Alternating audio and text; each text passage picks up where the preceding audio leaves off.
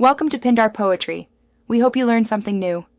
You'll start by opening Google Wallet and confirming your account is current. This reduces errors. Tap Balance, then add funds and choose debit card or bank transfer so you can pay instantly.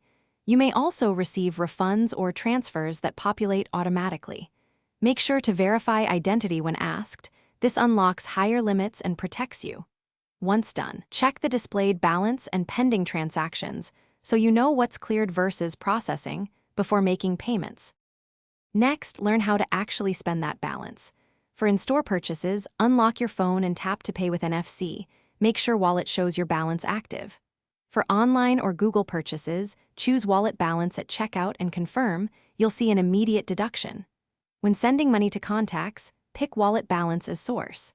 If a payment fails, make sure a backup card is set and prioritized so charges complete without interruption. To finish, reconcile your spending. Open Activity to confirm receipts and note pending refunds or holds so your available balance is accurate. If you need cash, transfer a remaining balance back to your linked bank. Be aware of timing and any fees. Make sure to set notifications for low balances and suspicious activity. If something goes wrong, clear Wallet app cache, re-authenticate your account, and re-add the payment method. If issues persist, contact Google support for account-specific help. Thanks for watching. Consider subscribing if we helped you.